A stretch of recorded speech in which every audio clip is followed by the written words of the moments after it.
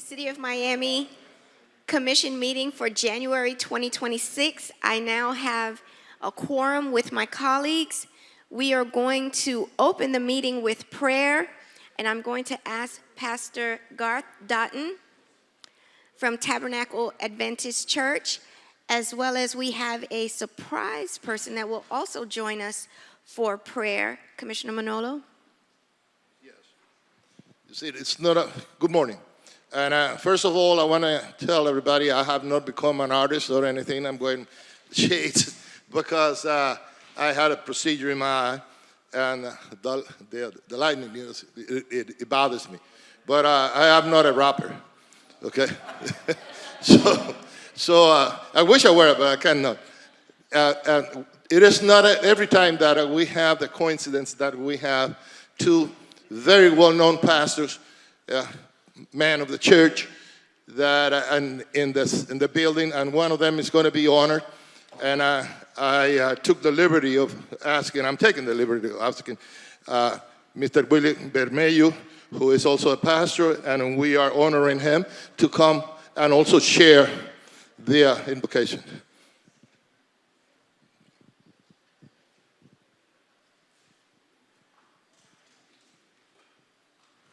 So today we will be blessed to have two persons providing the prayer for us. Can we bow our heads for prayer? Father, we come to you again today. And this time, oh God, you said in your word, where there is no vision, the people perish. So we ask today, oh God, that as we continue in this meeting, that you will lead and direct in every single aspect, that we will have the vision very clear before us. And at the end of today, as we reflect on this meeting, we will say, truly, you have been in charge. We thank you, O God, especially for these leaders. And we ask especially that you will bless each one individually and their entire household. And as we continue on the agenda, may everything be accomplished. This we pray in Jesus' name. Amen. Oh, Father, Lord, we thank you for this day. We thank you for the opportunity to be right here, right now. We thank you for the blessing that is to be called an American, to live in the land of the free and the home of the brave. May your word be our guiding light this morning. May you bless our elected officials. May you bless every employee that works in the city of Miami to make this a better place for all. God is with your wisdom, the wisdom that is divine, the wisdom that is one that never fails, the one that always will be. We thank you for the blessings that you bestow on us. And we thank you in the name that's above all names, the name in which all knees will heal. In the name of our Lord and Savior, Jesus Christ. Amen. Thank you. At this time, we'll have the Pledge of Allegiance. I pledge of allegiance to the flag for the United States of America and to the republic for which it stands, one nation, under God, indivisible, with liberty and justice for all. Thank you.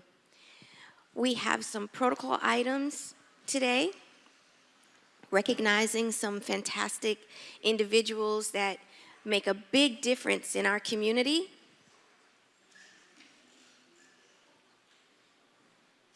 Would you like to start?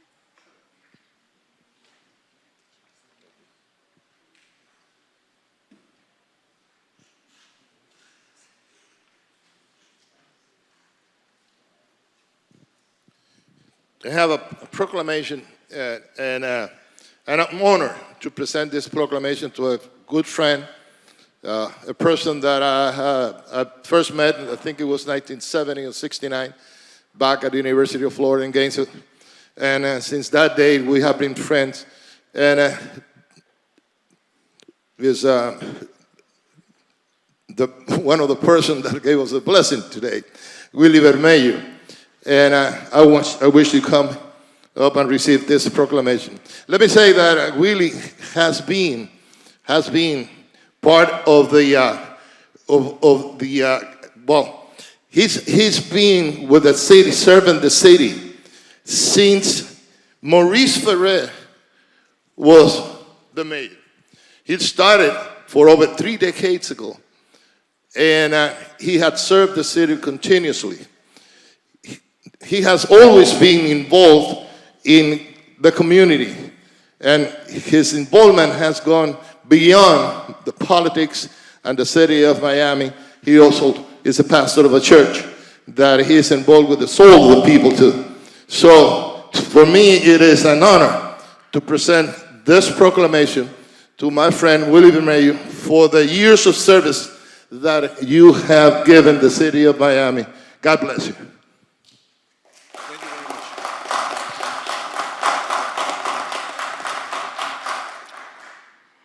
I want to thank Commissioner Reyes, Commissioner Carollo, Commissioner King, for this proclamation. For me, it's been a pleasure to serve the city over the last 32 years in the Urban Development Review Board. We've seen a lot of changes. The city has matured. We've gone through many ups and downs, but mostly ups more than downs.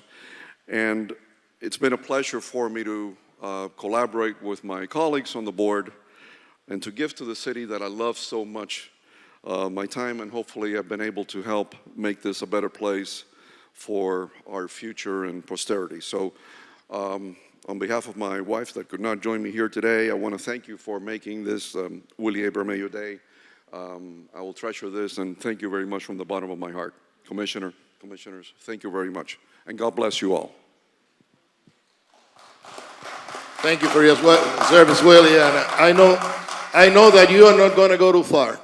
You see, whenever we need you, I know that you're going to be there. Okay, thank you very much. Thank you. Pictures. Thank you very much.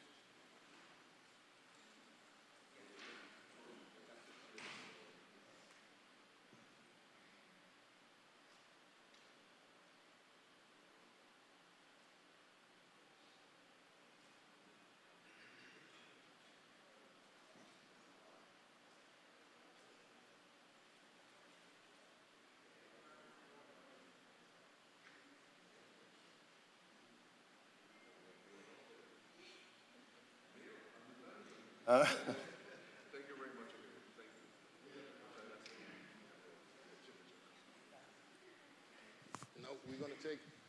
We have one more presentation.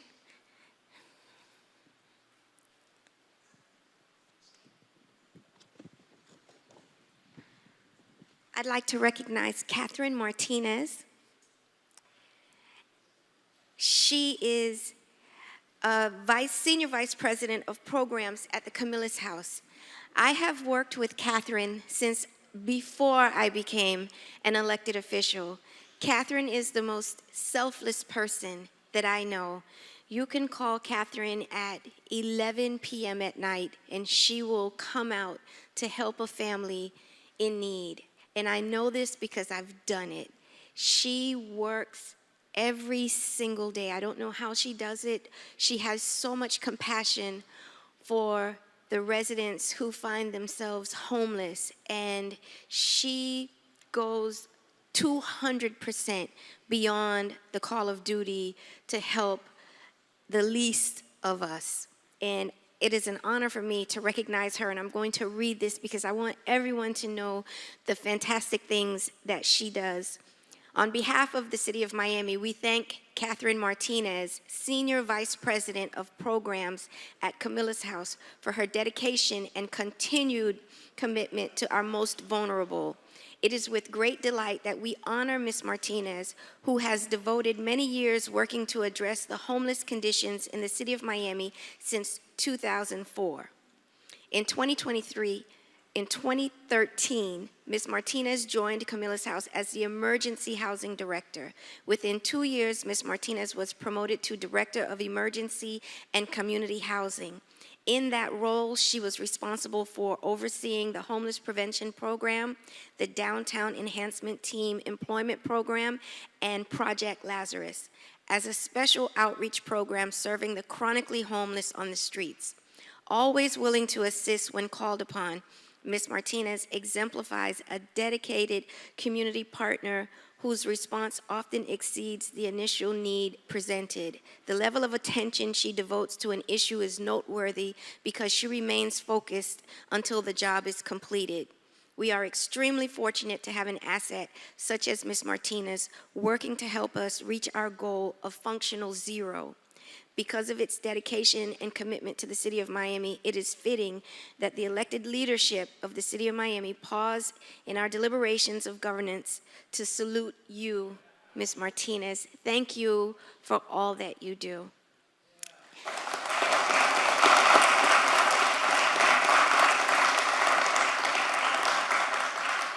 And we have the CEO of the Camilla's House, Ms. Hilda Fernandez, and I'd like her to come up, and also the chair of the Camilla's House, Paul Lowenthal, if you may want to come up and say a few words on behalf of Catherine's wonderful work. Thank you for what you do.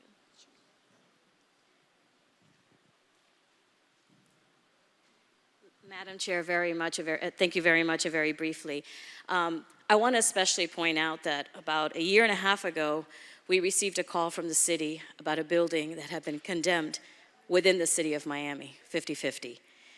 That project required our staff to physically go on site and assess every family member. How many units total? 120 units of housing, 120 families that were going to be displaced, and find a solution for those families, some of which were homeowners, some of which were renters. These are families with children, families with pets. That project, that assignment, not an easy one, was given to Catherine to oversee on behalf of our organization. That is one of many examples of the kinds of projects we've frequently had to hand to Kathy to take leadership over, and especially in the City of Miami, where we have dealt with encampments of sexual offenders, which she was the primary responsible person for clearing that out, where we've dealt with issues with our specialized outreach needs, when we've seen spikes in homelessness in our community and these people need a lot of services. That is all under Kathy's leadership, and we appreciate the opportunity to publicly recognize what we have known all along, and that is that we are very blessed to have her working for us and with us in support of what happens in this community. I'm going to reiterate what you said, Chairwoman, and then Catherine, thank you for all you do for the City of Miami, also for the homeless.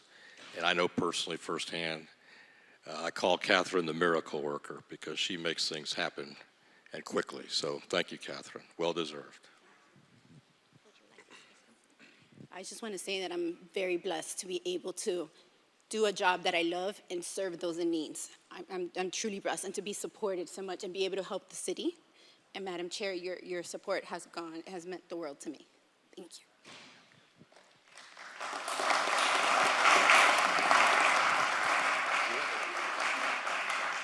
Catherine, the only thing that I have to say is thank you.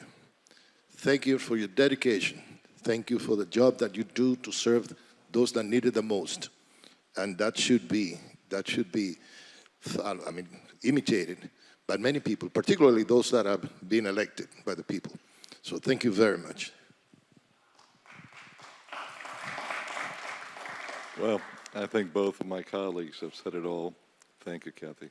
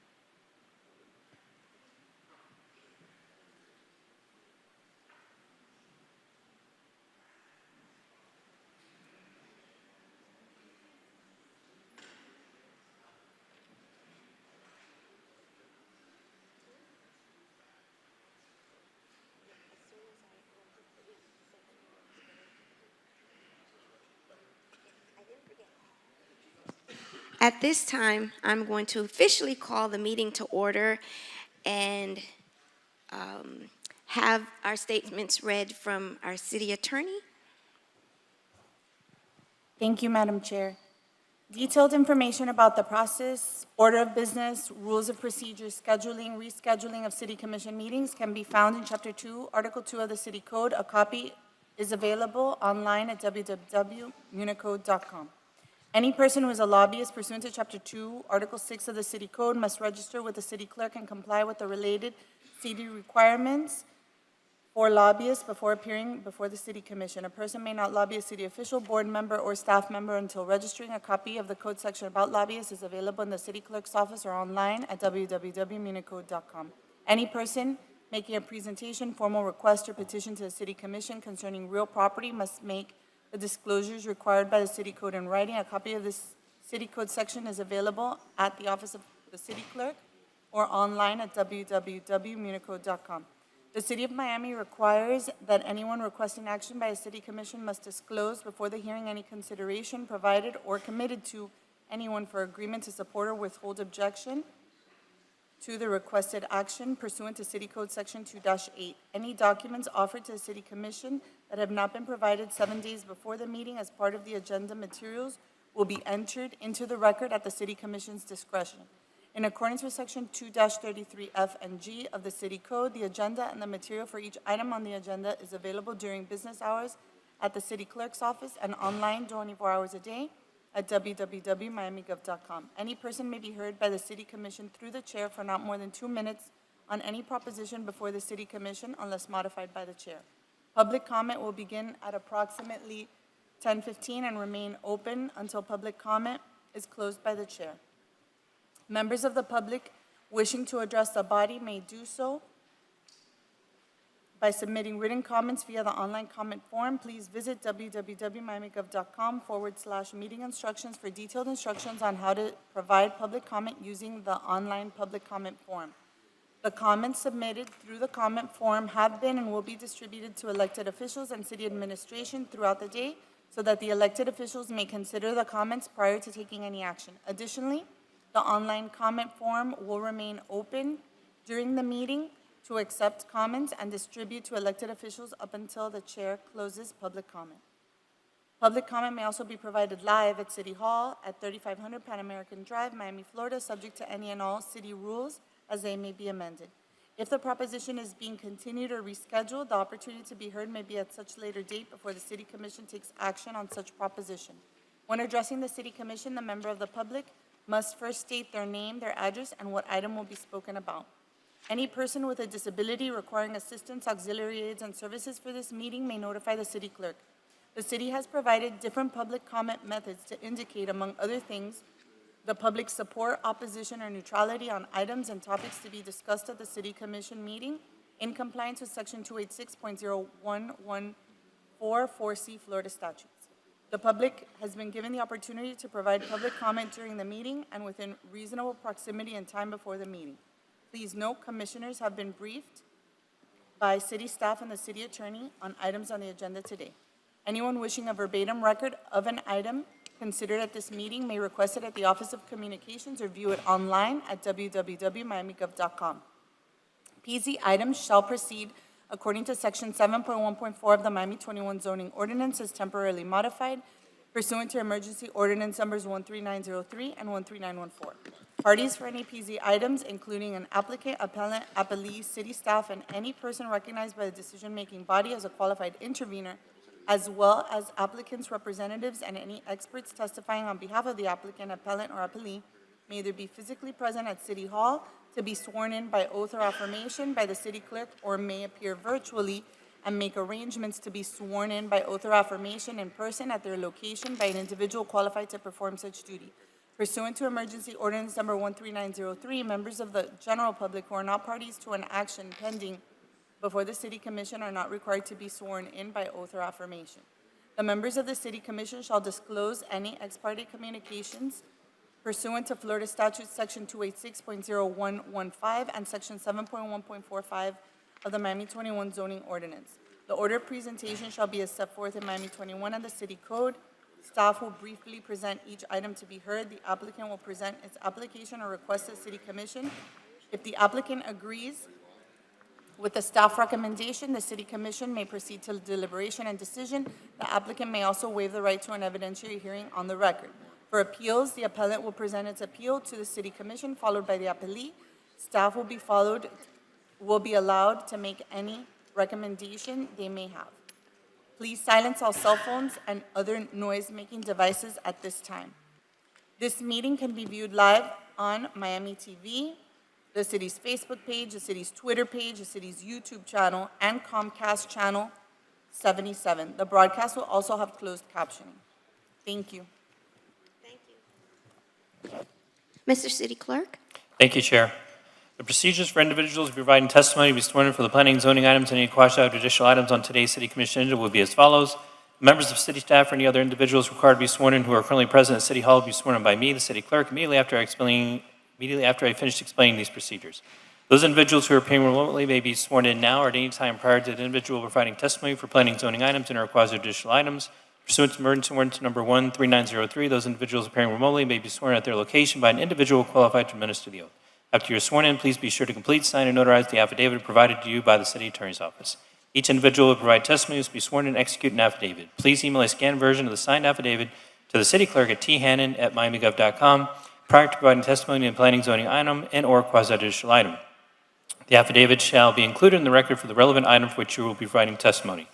Commissioners, are you comfortable with all the notice provisions set forth in the uniform rules and procedures we have established this meeting? Yes, Chair may administer the oath for the planning and zoning items. please. Thank you, Chair. Good morning, ladies and gentlemen. Good morning, ladies and gentlemen. If we will be speaking on any of today's planning and zoning items, may I please have you stand and raise your right hand.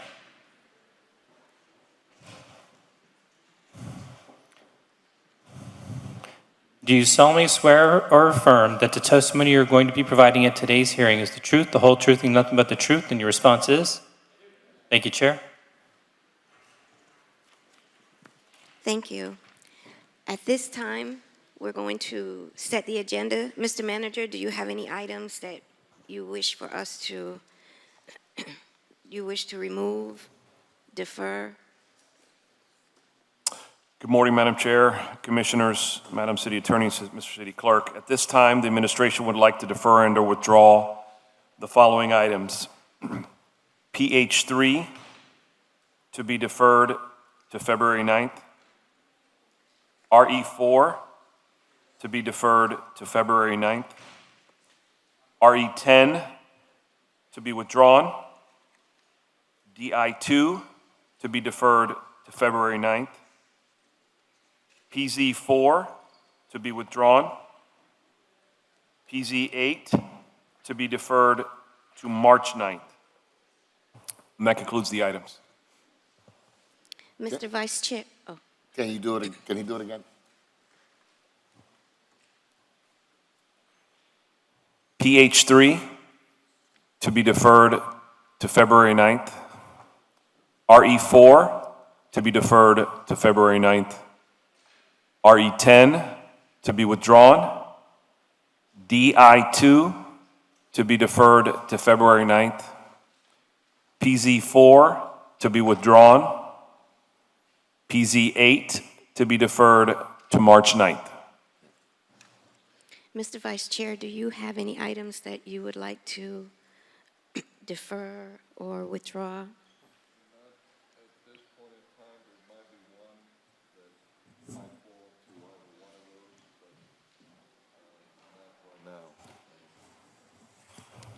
Commissioner? Not right now. I also may have one moving forward. Commissioner? Yes, if the administration doesn't have any objection, I would like to defer to the next meeting, RE13, so we can analyze a little bit more. Maybe we can change the time. Is a future legislation thing. RE13. RE1? And you want to defer to what, Huh? what date? Next meeting. Next meeting, February 9th? It's RE1? 13. 13. 13. 13. Okay.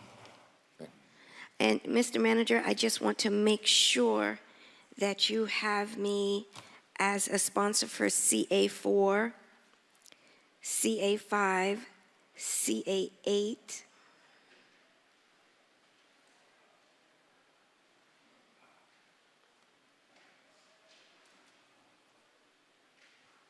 Got it? And Madam Chair, you also wanted to pull from the future legislation FL2 so that it could be discussed for first reading. Yes.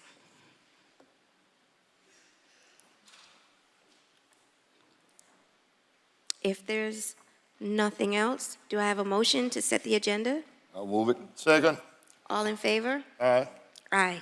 And I believe, Commissioner Reyes, you'd like to take something out of turn? Yes, because I have a member here, and I wouldn't, he has things to do. I would like to take out order or the board appointments. Yes, sir. Commissioner Reyes would like to appoint to the Urban Development Review Board, Agustin Barrera. Do I have a motion? Move it. I'll second it. At this time, I will open for public comment. This item only, the appointment to the board of Augustine Ferreira. Is there anyone that would like to speak on this issue? Agustin is the former school board member? Yes, Yes. Wow. yes, I haven't seen him in a while. yes, There he is, yeah. yes, right there. Welcome. Seeing no one for public comment, public comment period is closed. All in favor? Aye. Motion carries. Okay, and at this time, Congratulations. congratulations. At this time, I will open up the meeting for public comment. Those who wish to speak on any item before the board may come and speak.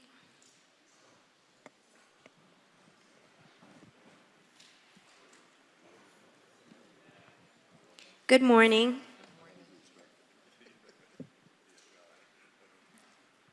Good morning. My name is Carolyn Donaldson. I am Vice Chair for Grove Rights and Community Equity, Inc. I will be speaking in opposition of one portion of PZ1 and PZ2.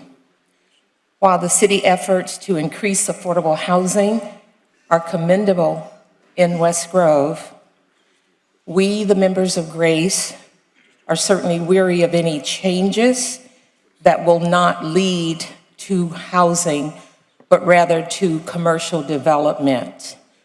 As a part of PZ1 and PZ2, there is one item, Assemblage A, which when they've spoken to the community, they've only indicated an interest in commercial development.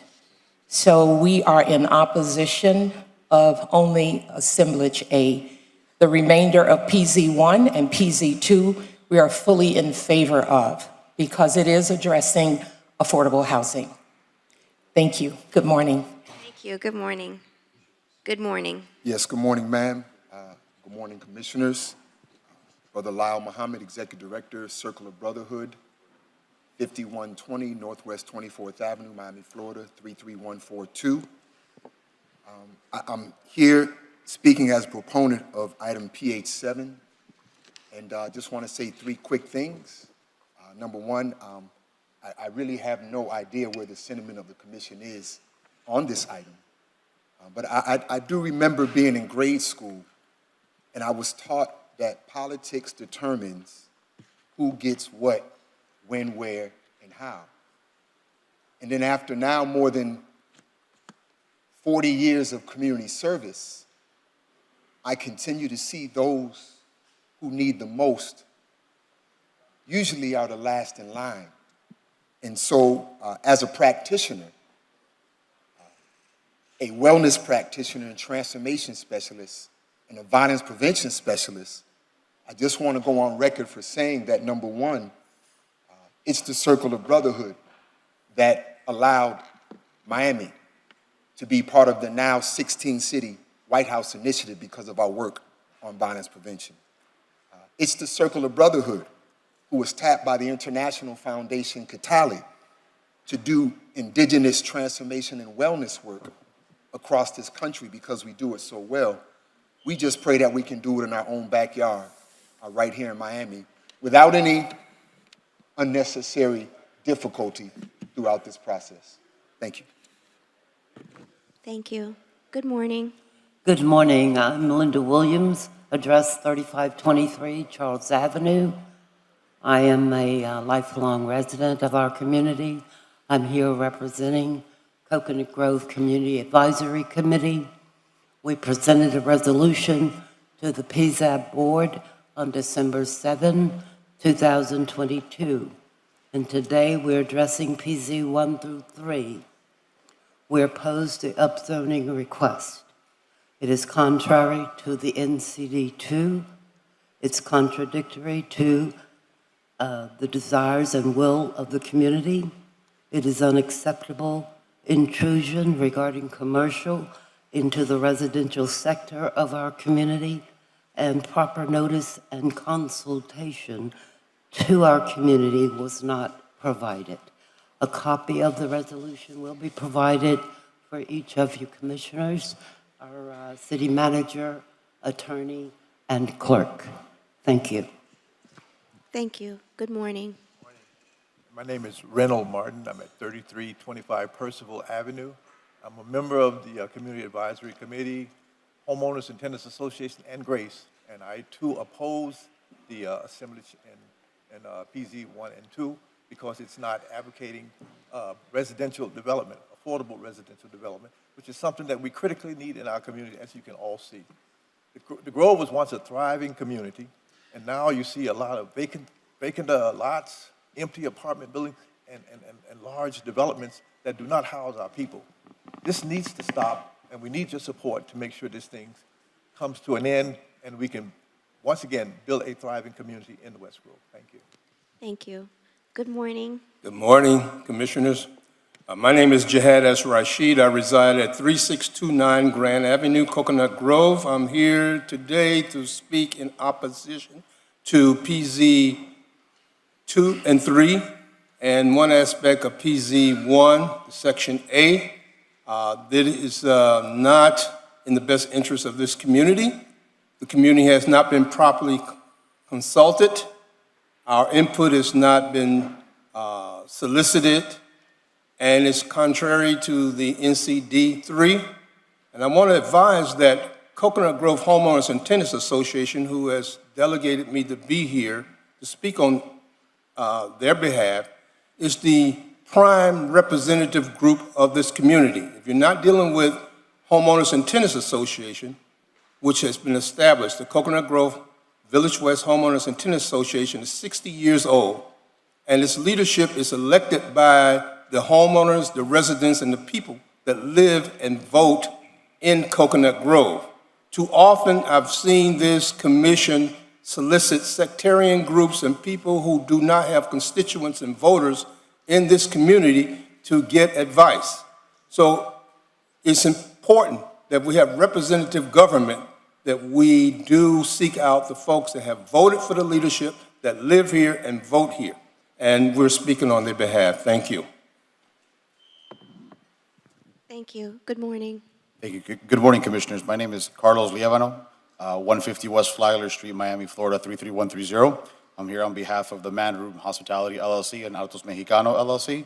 I'm here to express my clients' support for PZ5, provided that and so long as no districts are excluded from the ordinance.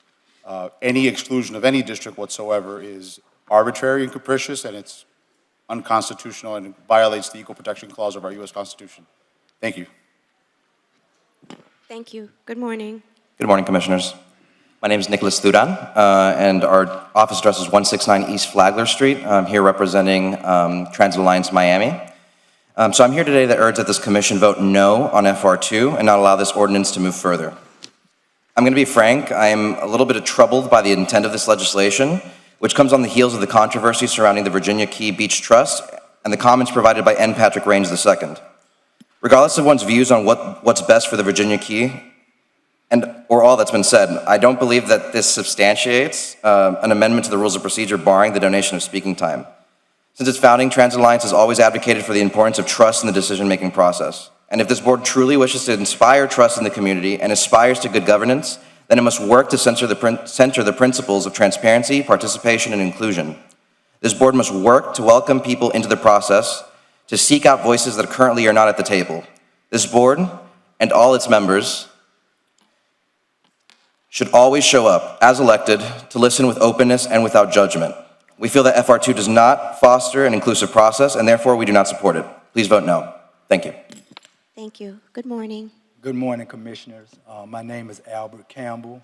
I am an executive member of the Circle Brotherhood, 5120 Northwest 24th Avenue. I'm here today to support HB 7 and hoping that the promise that was given to us is fulfilled today as we continue to fulfill the promise of our community. We work hard for this community. We love this community. And it seems like those of us that are servants in our community, we are the poorest, but we always champion to get funds to fulfill the promise of our community. We'd like to thank you in advance. May God bless us and God bless our community. Thank you.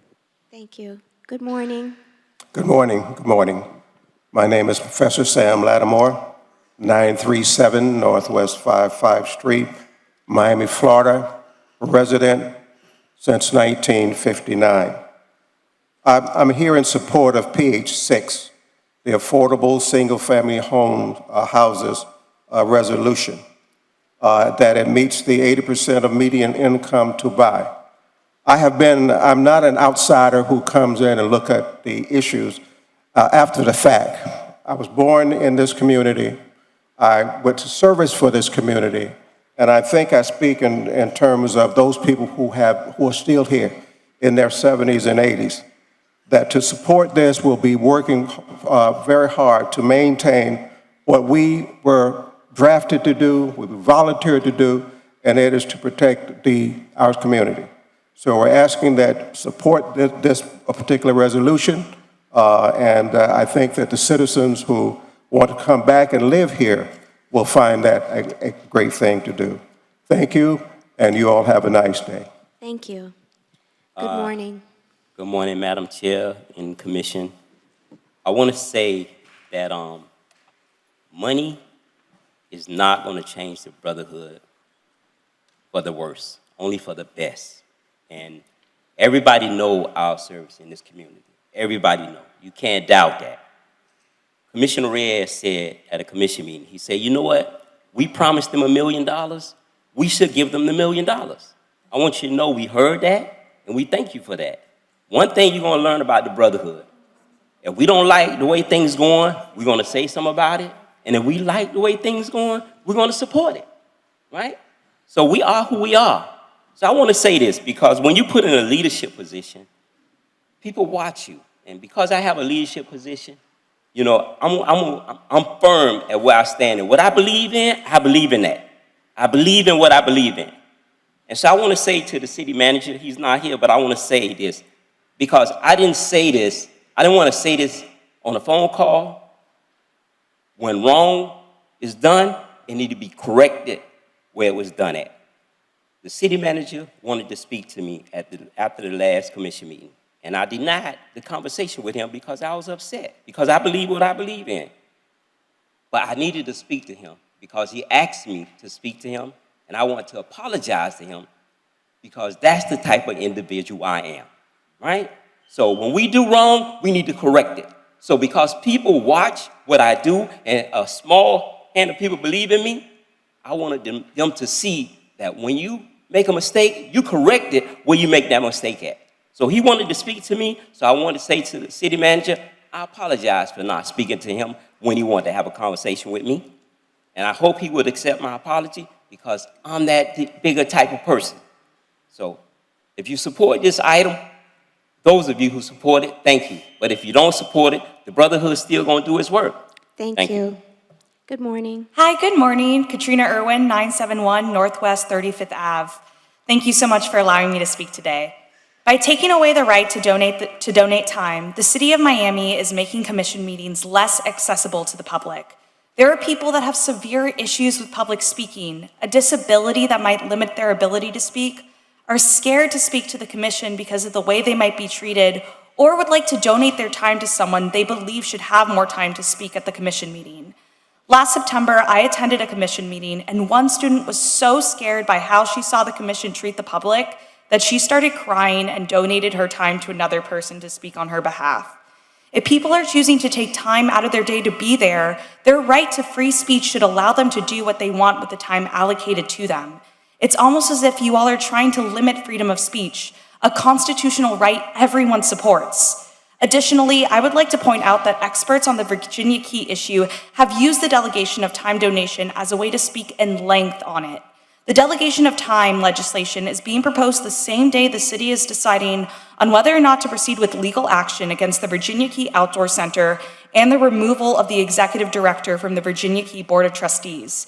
The citizens of Miami have made it so clear that they want you all to stop whatever it is you're doing with Virginia Key. However, some of you are not listening and are continuing to take away power from the people who are choosing to miss work or school to be here.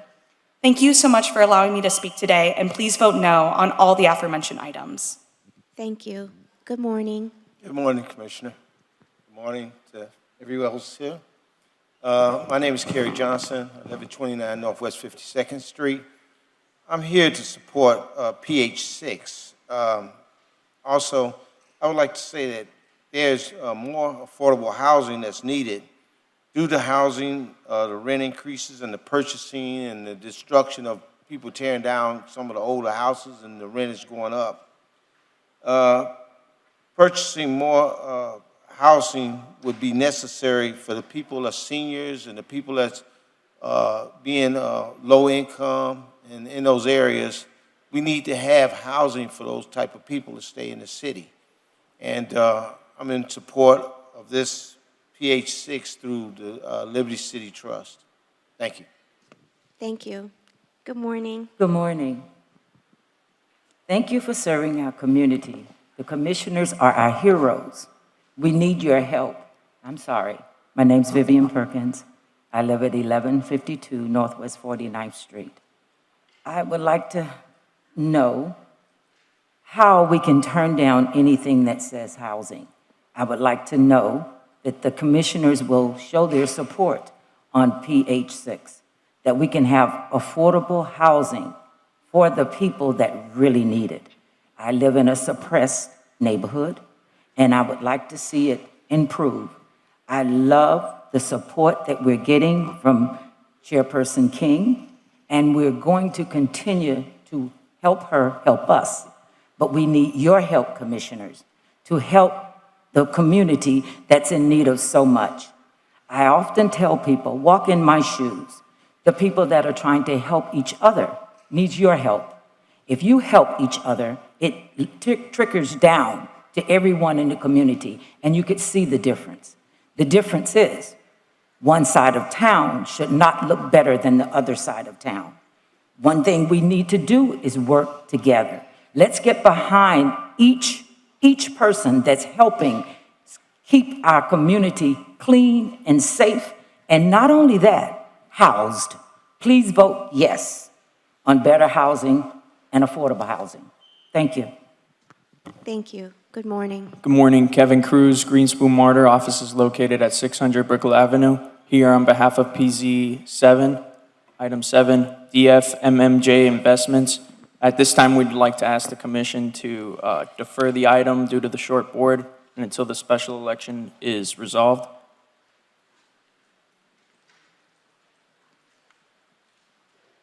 Thank you.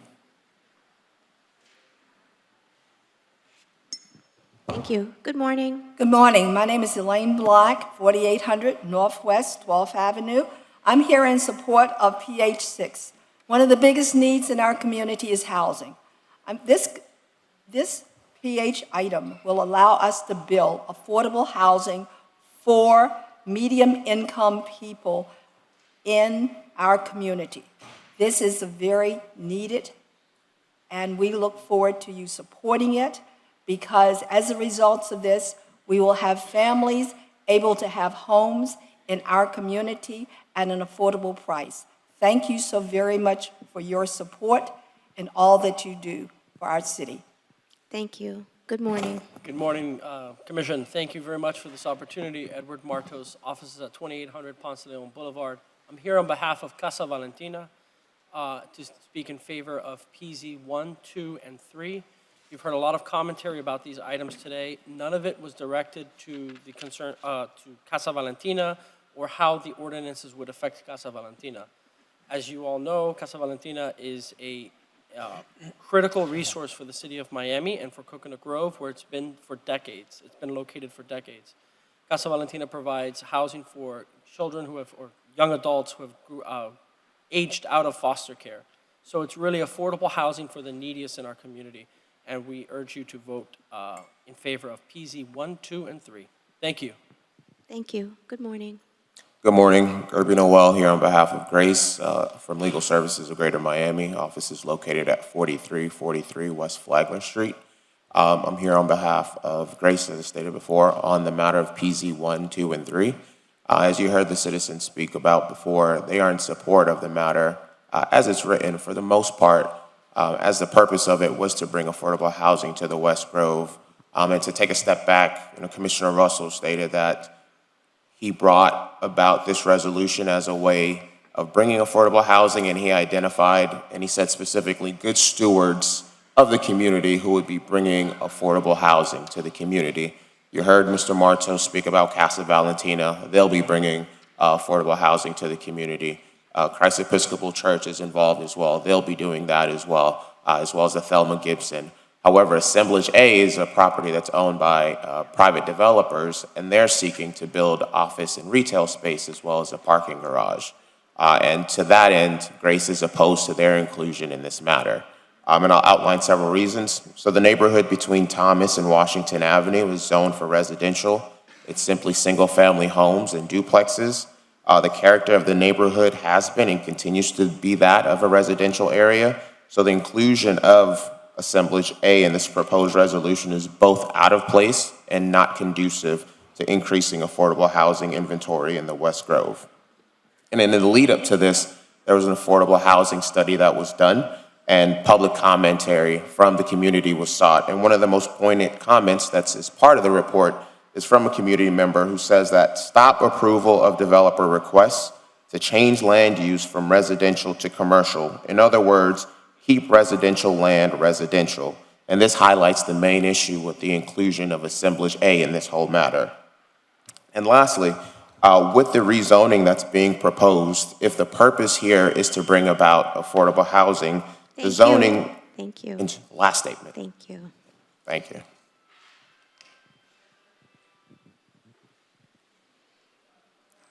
Good morning. Good morning. Brenda Betancourt, 1436 Southwest 6th Street.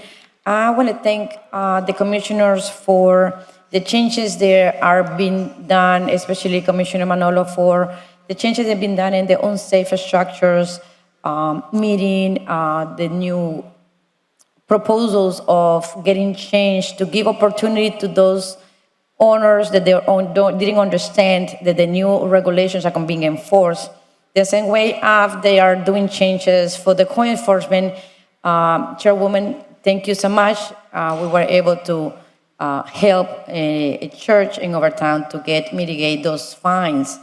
And sometimes people don't understand there are a lot of regulations they have changed, and they need to get to work and get all those code violations, all unsafe violations in place.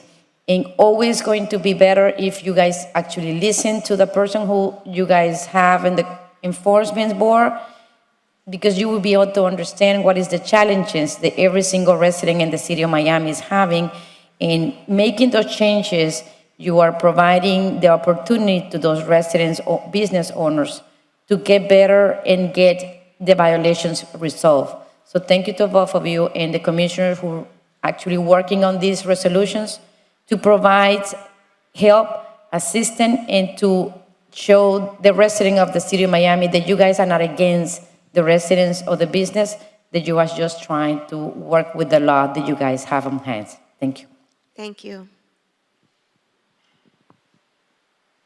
Good morning. Good morning, Commission. Francisco Rodriguez Mello with the item PC 6. Very similar happy to hear Ms. Brenda Betancourt. So I'm an owner of this property where the Board of Zoning and Appeals basically did not remove a certificate of use on the property because we were able to substantiate the conditions of the property. And I think that in overall owners, we would just really want to understand or have a way to have some flexibility to present information because a lot of the information is coming very quickly. The city's being very proactive, so I congratulate you. But at the same time, it's very difficult when you have an order and then the different departments don't have the mechanism to say, okay, we're seeing the information that you're presenting, let's review it. There's information from an engineer that the property is habitable and so forth. So I think that my item is specifically very similar to what what Betancourt was referring, which is giving the owners the opportunity to be listened to and to present information and to have things heard and have some flexibility within the code, because the code is very hard, and here you are against basically an unknown territory. So really looking for things to continue to evolve and enforce, but at the same time allow for information to be reviewed and owners to have an opportunity to keep their properties. Thank you. Thank you.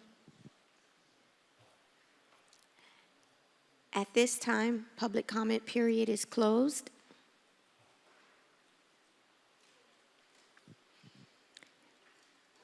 We seem to have lost our quorum. Cannot.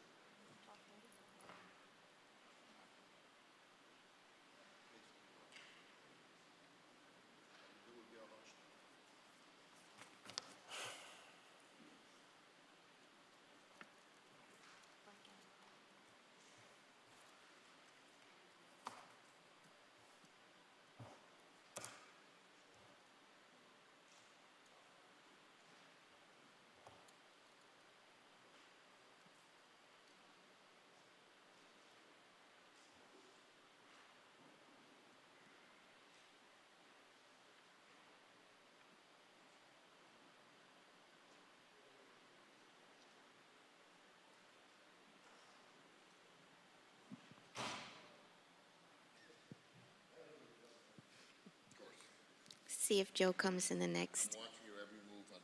I know. See if he.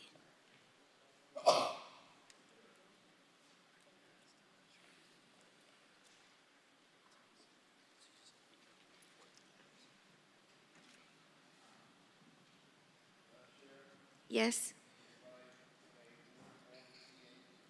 Do you have a second? I'll second that. Okay.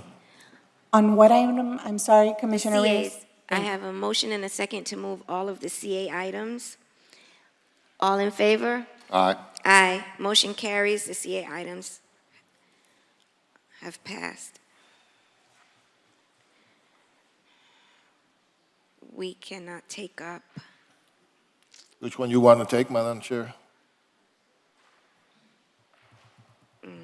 We'd have to go and pick and choose. PH1, PH2, PH4. Let's see. No, we need 4 for PH4. We need 4 for that one. We can, Only PH1, right? PH1. I move PH1. I second. All in favor? Aye. Aye. Aye. PH1 carries.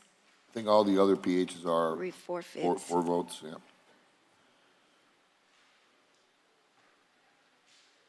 I'll move RE1, RE2, RE3. On the REs, we have to go, You have to read it. no, it's, No. some have modifications, so, RE 1 and 2 are fine. Okay. RE 3, Three. the mitigations. Right, we have to hear that. Right. Okay, so 3, 5, and 6, we have to hear. How about 7? Well, we have a quorum, we have a 4, so we can go back to the PH items now. I move PH 2, PH 4, PH 5, PH 6, and PH 7. I'm sorry, and PH 6. I don't know, we want some debate on PH 7, because some clarification may be needed on PH 7. I thought there was a little bit of a debate about whether the money was sent up front or not, and where we are with that, right? So I want to know if it has been modified or not. So I'll move PH 2, 4, 5, and 6. Do I have a second? 6 and 7. Not 7. No, 7? Not yet. I'm sorry, you said PH 2 and 5, correct? No, 4. And 4? Okay. The remainders that are not PH 2, 4, 5, and 6. Correct. And 6? 2, 4, 5, and 6. All in favor? Aye. Aye. Motion carries. Madam, I will Yes. move PH 7. I second it. Walk me, you're the sponsor, Madam Chairwoman, correct? I mean, I was the sponsor. I didn't put myself as the sponsor of this item. well, you're listed here as a sponsor, so I think Mayor Suarez. Mayor Suarez is the sponsor. and then you- It should just carry over. I do support the item. Okay. There were some questions that were raised at last commission meeting about whether they wanted all the money up front, and there's an issue of whether it was for pandemic, COVID-19 issues, but we're kind of past that. So I would like that, just to have some clarification on what is being addressed, and is it reimbursements, or is it things that have already been done, or things that are going to be done? And so there's a question about it, so if we can bring it, and I concur with Commissioner Carroy, we'll bring it back in the afternoon, and then we can have a conversation about it after lunch. I don't remember everything that had been said in previous meetings, but I remember that there were some issues with the amounts of dollars, so I'd like to meet with the administration and then bring it back in the afternoon. I can tell you that this is an initiative that was brought forth by the mayor Yes, absolutely. for the Circle of Brotherhood. It's $1 million, ARPA funds, if I'm ARPA not fund. mistaken. It's ARPA funds. And the promise was made prior to me becoming commissioner for District 5. I support the mayor's initiative. I always have. And I know the work that the Circle of Brotherhood does, although we don't always find ourselves on the same side of the street. I have known the work that they've done for many, many years since I was the president CEO of MLK EDC, and am supportive of this item. But again, I defer to my colleagues if you want to Just take bring some it. time and come back in the afternoon. Yeah. Well, let me, in all honesty, you see, this was very much discussed when it first came, and it came for the allocation of substantial less money than the one that was promised by the mayor and everybody that was involved with that. And I made the statement, and if we promise, and I know the work that they do, and I said, if we promise $1 million from ARPA fund, then we should keep our word. And that's why I'm moving it, and I think that we should bring this forward. What are we going to solve by bringing it later on? I think we can argue that, discuss it right now, if you have any objections. And if you want to, can vote yes or no, but let's just go ahead with this legislation. Well, I think if the two of your colleagues are requesting that we do it in the afternoon, as a matter of collegiality, why don't we do it in the afternoon? Well, I understand that two of my colleagues are asking to do it this afternoon, and two of your colleagues are asking to do it now. So What I want is for my colleagues to feel comfortable, because Yes, this okay. is a 4/5 vote, and I need the support of all of the commissioners here to pass okay. it. So if that is what will make them feel comfortable, that they need more information, I don't want to jeopardize forcing a vote right now because it requires a unanimous consent for this to pass. Yes, Madam Chair, I do understand that, and the only thing that I was bringing out is just pointing out that if we cannot solve this now, we do it. If not, well, then we will bring it back later on. You want to bring it for a vote? Let's vote on it. I mean, whatever you say, Madam Chair. Right, it has to be 4. I understand. See, if you need more information in order to vote on this item, I would prefer that you get the information to vote on Absolutely. the item. That's it. So Okay. Thank you, Madam we'll bring Chair. it back in the afternoon. Do I have a motion for the RE items? Okay. I will only RE1 and RE2, right, Madam Attorney? Everything else is... Which one is that, sir? Right, I think we're right now just doing RE1 and RE2. because- Right, so I move RE1 and RE2. Do I have a second? A second. Second. All in favor? Aye. Motion carries. RE1 and 2 have passed. And Madam Chair, if I may just ask the city attorney, so on the mitigation matters, RE3, 4, 5, and 6, what's the issue there? We have to go one by one? Right, so they're quasi-judicial matters that you have to hear both, you need to hear the party that's requesting the mitigation. Right, and do you want to do that now, Madam? Yes, Okay, we can so take up RE3 right now. I move RE3. Before we do anything, Madam Chair, I have a genuine discussion on Okay. RE5 and 6. And the genuine disclosure. Okay, amen. Okay. RE3? Good morning, Deanna Rasco. This is a request from the property owner at 6300 Northeast 4th Court. This is a code violation for work without a permit. They were to comply April 10th, 2010.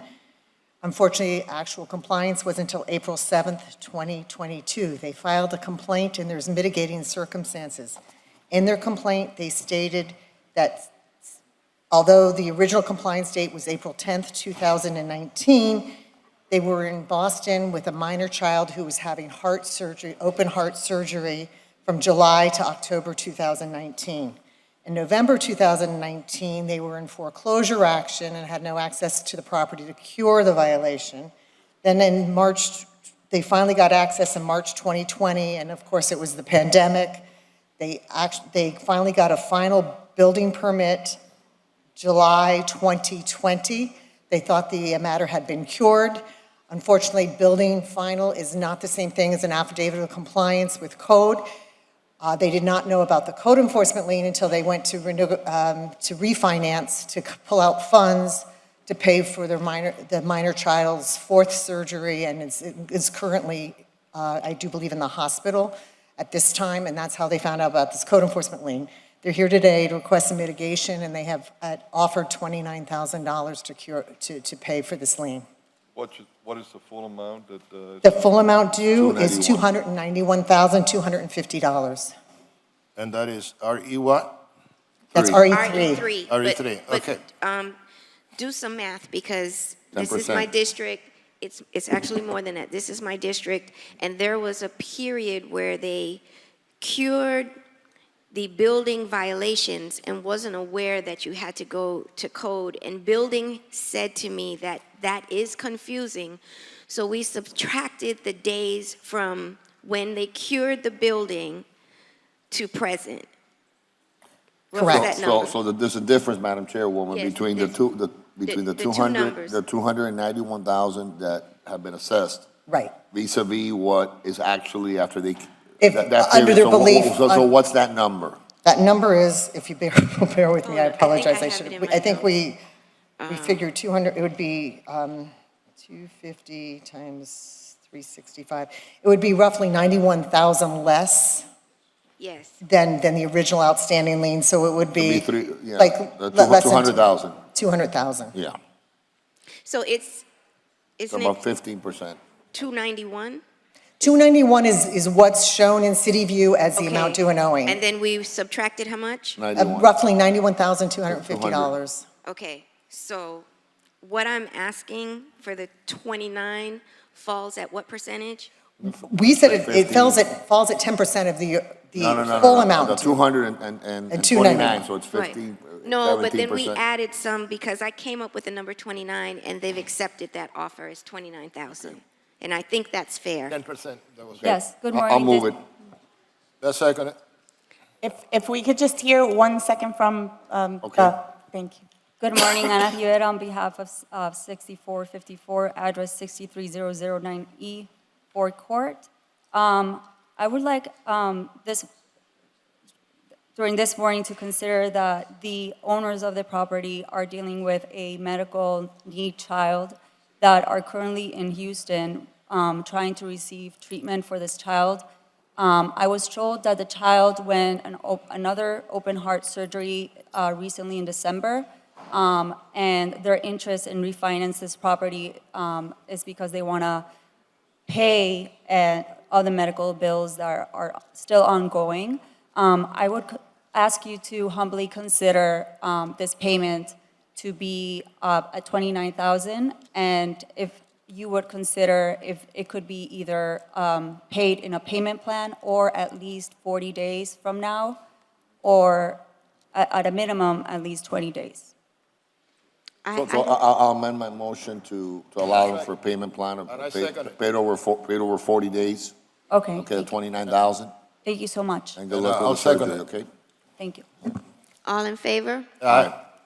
Aye. As amended? As As amended. As amended. amended. RE5. Right? RE5. RE5. And just to, the Jennings disclosures that you met with the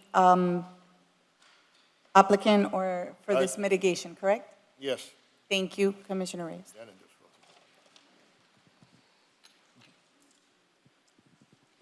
Go ahead. Good morning, Madam Chair. Rachel Dole on behalf of the City Attorney's Office. RE5 is a mitigation pursuant to 2-217. This property is located at 101 Northeast 2nd Avenue. The nature of the violation is not a repeat violation. It was a violation for when they were changing the outside shutters for the buildings downtown so that they all had a not only safety but similar look to get rid of some of the blight. The property was cited. This is the old owner with the authority of the new owner appearing to handle this mitigation. The property was found guilty in 2019. The compliance date was not until September of 2023. The lien totaled out to $276,000, $276,750. So the property value is assessed at $2.4 million. As I said, they are not a repeat offender, and the violation at hand was for the to correct the the exterior shutters on the commercial building. Madam Chair? They have offered, I think, in the resolution, it's not that it's approved by the City Attorney's Office, but their offer was in the resolution, as it shows, $3,750. That's what I wanted to address. See, we have been very generous trying to settle all this, all these fines and reducing it at minimum of 10%. I don't see what should be different. You see, 10% is what we have been asking all along. Well, if I may, I'd like to address it. My name is Alfredo Gonzalez. Well, I'm an before you attorney start, I in have a Gunston. Jennings disclosure because Mr. Gonzalez spoke to me on the way coming in to my meeting today on this issue. So I want to do a Jennings disclosure on RE5. Again, my name is Alfredo Gonzalez. I'm an attorney with Gunster, offices at 600 Brickell Avenue, Suite 3500. And I don't quarrel with the facts of what the city attorney has stated. A couple of things. We did get legal notice. Legal notice was sent to a registered agent who had changed his offices and kept getting notices that were not given to our client. So there was a delay based on between legal notice, which we got, and actual notice, which we got much later. We'd like you to concentrate on your section 2817. That section says you look at the gravity of the violation. Well, in this case, we don't have a health safety issue. It's shutters that we're talking about.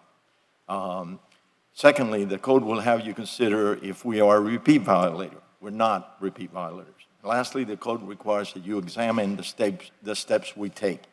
And here, I think I would like to point this out to you, and I know you will come to a fair conclusion for us, but the violation was corrected. Why did time go by? Well, our client started working on this at the end of 2019, when they actually had actual knowledge of this. They hired an engineer. That engineer, 3 months later, we found out died.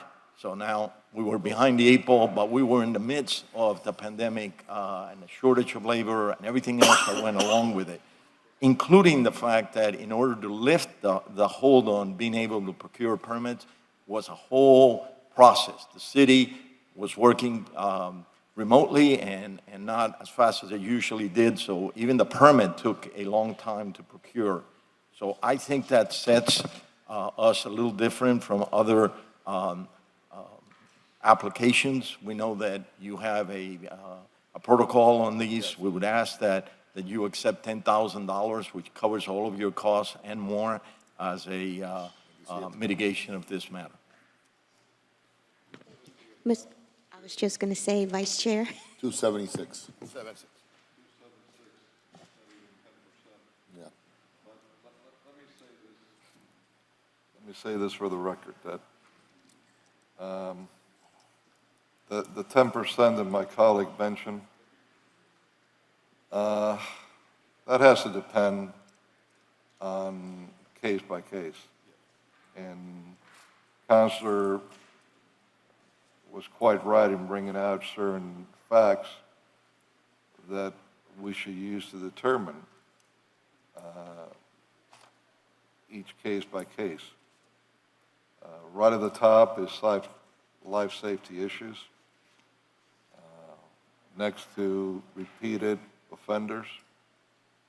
And the repeated offender is very important, because when you have people that are playing with their laws, and they don't care, they're wise guys in how they do things, those people cannot be treated the same as every other normal resident that is up here on one issue for the first time.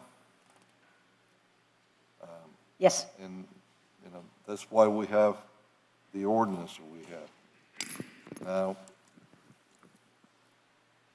in this case, what Counselor is offering is not even the 10% you mentioned.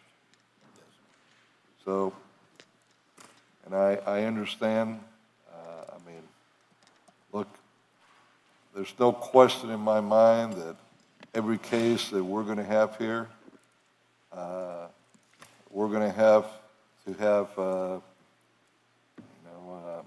napkins so people can cry in front of us all the way to the bank, because that's the best way to get out of paying more. I just can't, you know, come with $10,000 alone, especially something that's around $300,000. Yes. Mr. Gonzalez, are there any life safety issues with this particular violation? No, there are none. Is your client a repeat offender? No. I think your offer of, I think Commissioner Carrera is correct. It's got to be a case-by-case basis, so let's look at it quickly. Why are you offering $10,000 when you have a $276,000 fine? It's hard to come to a number. We understand that we are. How about if I give you one? $27,000.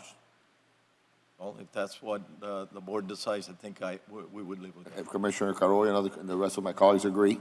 I would agree with that. Because of the mitigating factors, right? You're not repeat offenders, there's no life safety issue here, you're talking about shutters, right? So $27,000 and don't do it again, right? Thank you, sir. Okay. Madam Chair? I move $27,000. I'll second that, and I have to add, this is a case that has, I mean, it's cosmetic. It is nothing that it is no life safety issue.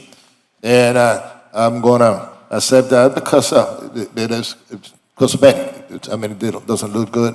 downtown, and then the shoulders. But they knew that they have to take the shoulders off. But you have mitigating excuses. You see a bunch of things happen while they were trying to cure the problem. And we also have to take that into consideration. I think that's a fair deal. Yeah. So, But I think Commissioner Carrero is correct, and everybody comes up here with yes. a different sob story, right? yes, yes. Well, it's kind of like, the guy died 3 months after the whole thing started, or whatever happened. Yes, so, it's I better was in if a you- hospital for 6 months. You see, I have heard So that. it's better if you just come up, straight up and say, hey, we did something wrong, but it wasn't a life safety issue, we're not repeat offenders, everybody can make a mistake. That's a better argument, I think, for future reference, instead of saying that somebody died, because that's not gonna influence our decision-making process here. Unfortunately, I mean, those we were feel the for facts. anybody that dies, obviously, but that's not the point we're dealing with here. We have to be very, very by the law here in what we do. So I have a motion and a second. All in favor? Aye. Aye. Thank you. Motion carries. As amended? As amended. We have RE6 is also a mitigation. This is in my district. Hello, this is the mitigation of property located at 1010 Southwest 10th Avenue. By way of background, this matter was originally referred to our office for the collection of an unsafe structure, and we filed a lawsuit. In addition, they had multiple lot clearing liens. We were ready to go to summary judgment. Let me step back. The property owner was deceased, and nobody was coming forward to manage or take care of the property. I spoke to one of the heirs, and he said, I do not have the resources to handle this property at this time. We went ahead to file a motion for summary judgment to conclude the foreclosure action, at which time we found out that there was another property located in Miami-Dade County, but outside the city of Miami, owned by this same violator. What happens when you have that? There is a tax deed sale. At the tax deed sale, there was a surplus in which the city received $235,574.61. The city can claim entitlement to that surplus on the property outside of the county, outside the city, because of Chapter 162 of the Florida statute, which has the building of the ability to have these bleeding or cross-attaching liens. But only code enforcement liens, which were issued pursuant to 162, can be a bleeding cross-attaching lien. We took the money and we credited the property owner for the 3 outstanding code enforcement cases $37,000 each. At this point, they have requested a mitigation of these 3 code enforcement liens for $37,000 each to be mitigated. They have also requested us to waive the special assessments. Unfortunately, Florida law does not allow us to apply a cross-attaching lien monies issued pursuant to 162 to a special assessment. Special assessments are brought pursuant to a different statute, which can only attach to the property on which the issue occurred, the work occurred. And that's what the property owner is. Okay, I have something to say, I'm sorry. Hold on, ma'am, hold on for a second. You'll have your turn, thank you. The special assessment is how much? Roughly $50,000. 51. $51,000. That includes. 51,000 plus, right? Yeah. Plus. Okay, and that's money that we put out of pocket. Correct. So at least that, we definitely got to get back because we put that out of pocket. Now, what is the full amount in all these properties that they personally owed? I apologize. The full amount. The full amount. In all. There's in all 3 properties. liens. There's 3 liens. One lien is for $138,250. One lien is for $394,750. And one lien is for $860,000. Okay. What is the full amount? So roughly the full amount would be $1.4 million worth of liens. 1.4? Yes. Yeah, approximately. Now, the monies that we collected out of the other property in the county, We've credited $37,000 to each lien, so that's roughly. Times 3, 111. They have collected 200. 37 times 3, right? Okay. They're not giving you the right No, numbers. no, they have collected 200 and something. $235,000 we collected, but she's owned multiple properties. So some of the money, $76,000, was credited to property located at 4100 Northwest 3rd Avenue. The remaining was credited to outstanding code enforcement tickets on this particular property and an outstanding code enforcement lien, which has since been satisfied in the amount of $100,000. So what was left to be credited to this account was 37,000 times 3, which would be 120. 111. I'm not quite clear in all that too, so let's have her identify herself and explain her side to us. Okay. My name is Ibis Sardinas, and I'm the owner of the property, has been deceased for like 5 years. And the son, which is trying to probate the property, but with all these liens, he has not been able to do anything at all. Ma'am, if I may, are you an attorney representing them, or? I'm sorry? Are you I have a not? power of attorney. Okay, you have the from power him. of attorney. Yeah. okay. I'm You're his not- realtor, actually. Okay, all right. you're a So realtor. basically, what happened was that they did obtain the $235,000 from the property in South Miami. And the liens were $1,525,000. That's what they sent me as a payoff. But the problem was that he doesn't have any money. So they wanted him to pay the assessment, and then try to mitigate it. It took me 6 months to get here. But he doesn't have any money. So the $51,000 assessment liens that they have, half of that is attorney's fees. And now what they're saying is that they have another property that they found that had liens that the lady had sold about 13 years ago. And there's a couple of liens there, and they were filed after she had sold the house. So I don't know the validity of those liens.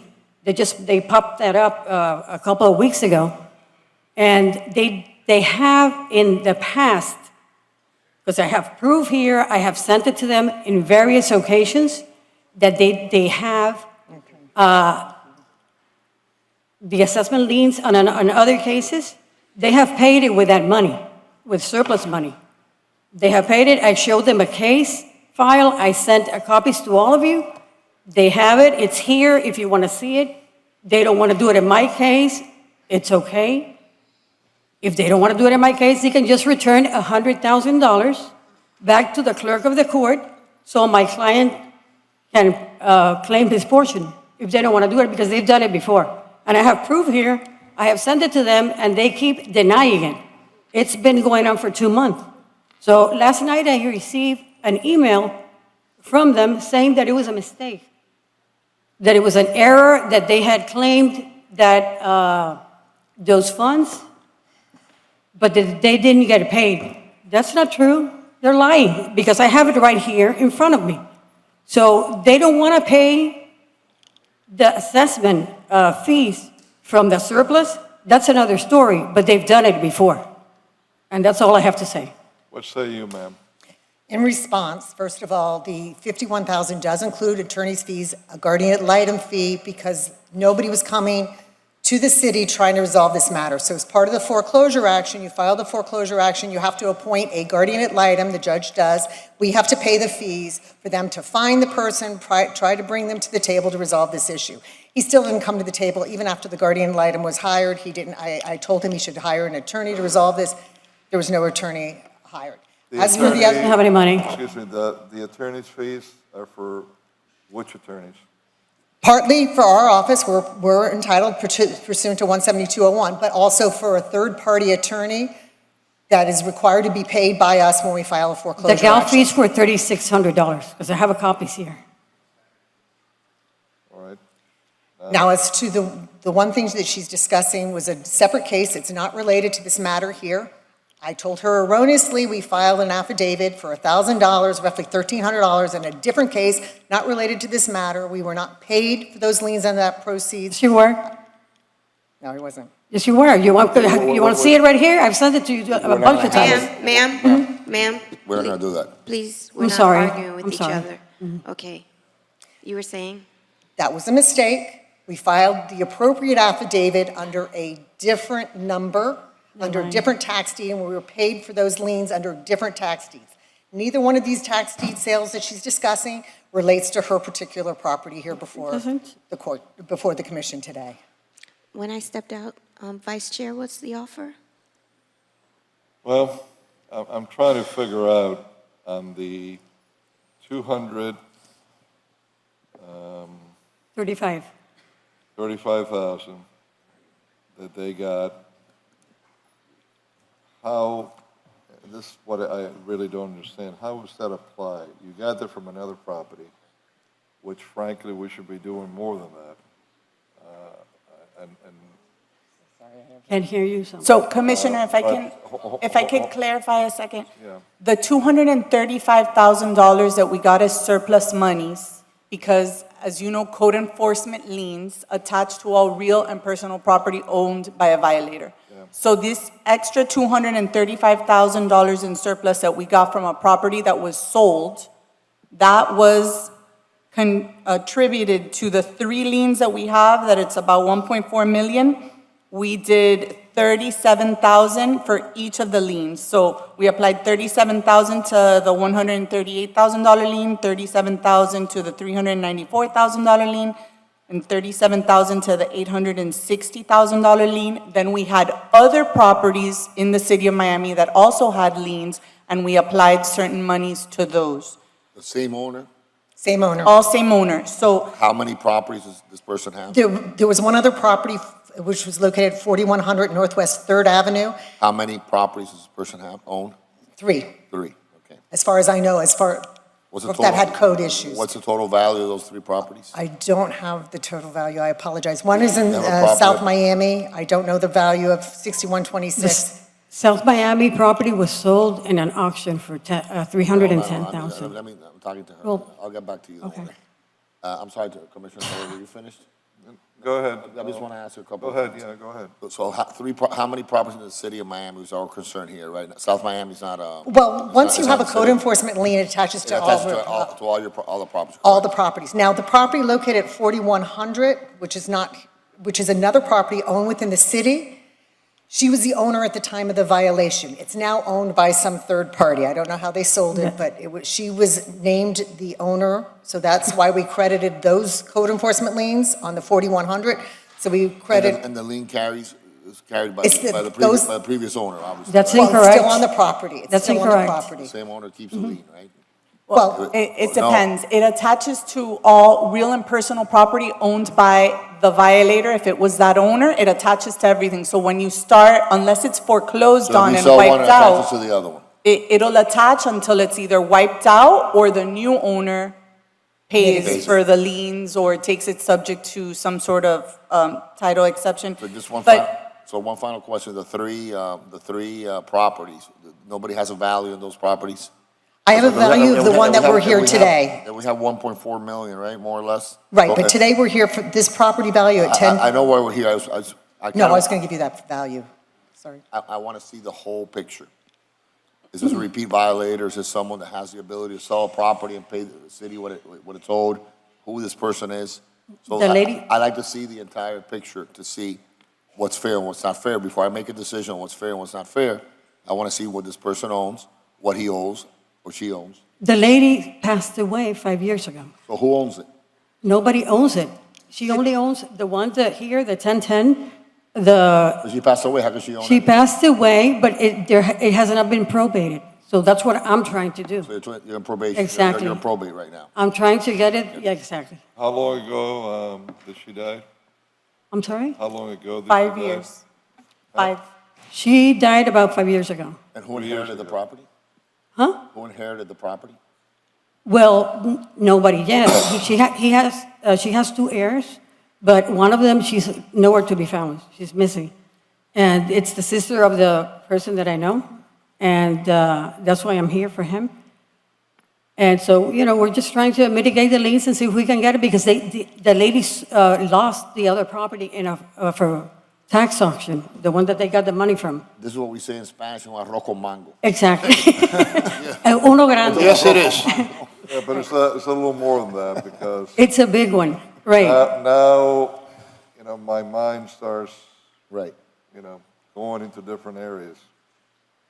wondering who really wants to end up with this property and who's really going to get the break. Is it going to be the poor son that was left, that don't have any money? I don't think he'll be the one. I've just heard that the other daughter can be found. So that's starting to change my feelings. I'm inclined to go a certain way now to our Assistant City Attorney. This liens were for unsafe structure. Unsafe structures, The lot clearing. 51,000 that we're trying to collect in special assessment were for unsafe structures. Well, half of it is attorney's fees. Like I said. The other amounts are for what, if they're not unsafe structure also? Code. Unsafe structure, multiple lot clearing liens. Nobody was maintaining the lot from 2018 until just recently. So there were numerous lot clearing liens on the property. And we were paying for those. Yes, yes. The special assessments are what we pay out of pocket. Special assessments, what they paid is are close to 20,000. That's what they But paid. what I'm trying to figure out is the 1.4 million right now that is owed, how much of that is for unsafe structure versus clearing lots? 1.4 is just code enforcement liens. For what?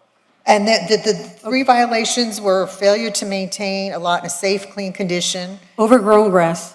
failure to register a vacant lot. Ma'am, But please let her speak.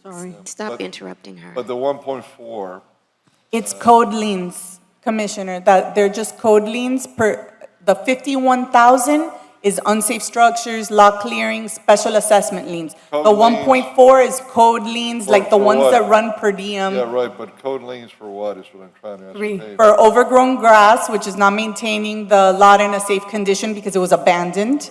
And then there were a few more, there are two more. What typically happens with, What are they? I think that's important. What are the two more? What are okay, there's one code enforcement case for failure to maintain the lot. Okay. One is failure to maintain the vacant structure, and one is for failure to maintain the lot. The way code enforcement typically works is we cite them when there was an unsafe structure there for multiple years, and there was debris and what have you. So we normally go through the code enforcement route first before they go through the unsafe structure. Was it debris or was it grass? Grass. No. I couldn't, I Do you know? Do you have a defer picture? to the code enforcement. I don't, There's a difference between overgrown grass and people throwing stuff out there and debris I do and. know there was an unsafe structure there the entire time there. So what debris was coming from the unsafe structure? I'm Things were assuming. falling from the building? Do you If we think, or you demolished know? it. If we demolished it, it was in bad condition. Okay, tell me. Very brief. This is Good your morning, district, Commissioner. Commissioners. You let me know what you want to do. I'm Robert Santos Alborn, I'm the Co-Compliance Director. So the question is, for point of clarification, we have 14 cases for code in which we were involved directly in maintaining. So the violation per se is failure to maintain the lot in safe, clean condition. There may be times there was overgrowth only, and there may be time there was overgrowth and debris. So 14 different violations that were active in the system. Multiple of them have associated liens, and as Ms. Rasco said, there's the unsafe structure. But altogether, the history of this property, 27 cases, 14 of which were active, in which the city was involved in taking corrective action. Now, they were not cited as repeat, so recurring violations. Right. During this period, Right. we should have, but that wasn't in place yet. And the owner died Yes. 5 years ago. So all these happened in the last 5 years after the owner died? yeah. I'm going to tell you the first case that I have goes back to 2010. From 2010 Okay, to so through there were 2000. violations before the owner died. Before and after. So he had a history of that. Before and after. All right, I'm feeling generous today. So this is where I'm heading. Commissioner, can you talk a little closer to the mic? Yes, I said this is where I'm heading on this one, because I don't have any elderly lady or couple that are here crying. What I have is someone that could inherit this, but he doesn't have the money, so it's clear to all of us. Someone's going to buy that off of him for a penny on the dollar, if that. The daughter can be found. So there are others that have a lot more interest in this than any lost family member or found family member. We've gotten some money already. There's about 1.4. Is it 1.4? Give me the exact amount. Just add up those. I'd hate in things of this sort to go off with an estimated amount. The three amounts that are owed, Mr. Co-Director, can you add them up to see what it comes to exactly to? So I can get you the separate amounts, Commissioner? No, combine. She has them. She has them. 138,250, 394, Yeah, 750. if you could add them up, And to see what they 860. are. And 160. So add those three up. What I have is the exact, it's $1,415,011.88. That's what I want, $11. Say that again, 1 million? 415,000. $11, $11 with 88 cents. 88 cents. So we were Okay. telling you 1.4, Commissioner, we weren't Well, there's far. more. Somehow I knew it was going to be more than that. That's why I asked to get the exact amount. I'm going to go with the 10% that we've all been talking about, plus our 51,000, whatever it is. About 200. That we have invested in that. So it would be 141 plus 51. 141 and change. Change, yeah. Yeah. just- 88 cents. So Well, let's not let me forget the give- 88 yeah, cents. Let me give you, so we could be exact. 141,501. 19 cents, okay. So the 10% would be 141,501 and 19 cents. No. Yeah, plus the 51,000. Plus the 51,000, what is the 51,000, the exact amount? It changes every day because we charge 8% interest, and this has been. What is it today? Well, you could cap it at today. We'll cap it at today, so what We'll is that? cap it at today. Okay, what is So the that's- amount today? 51,000 is. we'll cap it at- $51,019.64. $19.54. So combined, that is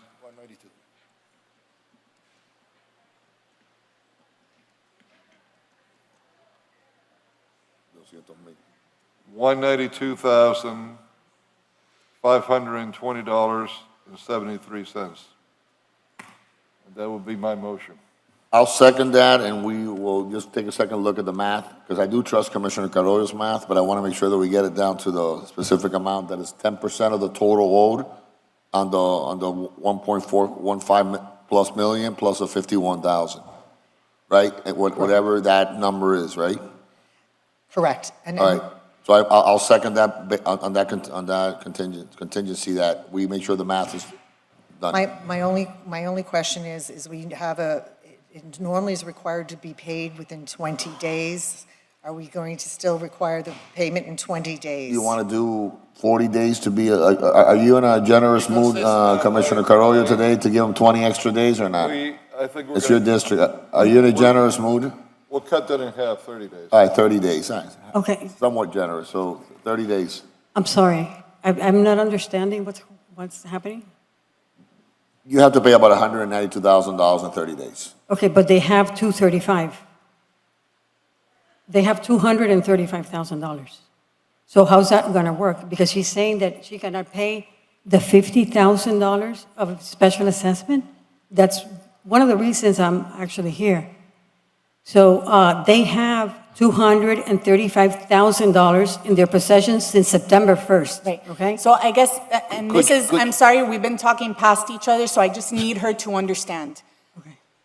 The $235,000 has already been distributed amongst all the liens that were owed on all these properties. I know you're going to disagree. We will agree to disagree.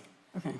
So, forget that money. That money I'm not going to is- forget that money Okay, because he then, just said, for purposes Ma'am, of please today's let her hearing, finish. Let her finish. for purposes of today's hearing, you have to forget that money, okay? What the commission is considering is the $141,000, it'll be in an order, but the 141,000, 519 cents, 10% of what is outstanding. right? That Plus the 51, plus the $51,000. plus whatever Right. that amount is, the exact amount.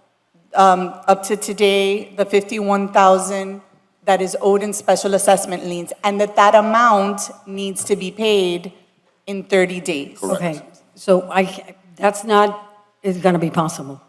Because first of all, the owner, like you know, she's deceased, and we need to probate the case. So I'm going to need at least 90 days Well, for the I- $50,000. Madam Assistant City Attorney, do you have for us what the county assessed the value of these properties at? That doesn't mean that that's the value. Whatever the county says, Right. much higher. Right. Much This particular property was $300,736. But there's three properties, right? Right. What, The other property, the 6126, was $220,000 assessed for. The 600,000 we're at. And then the last property, I was looking that up, I apologize, was assessed for $266,633. So we're at the About county's 900. assessment, close to 900,000. Yeah. Right. Which means that in the real world, 1.5. it could be 1.5, maybe even 2 million or more. But those So- properties they lost them. They didn't get any money from that property. They only have one property Ma'am, left, ma'am, which is this one. ma'am.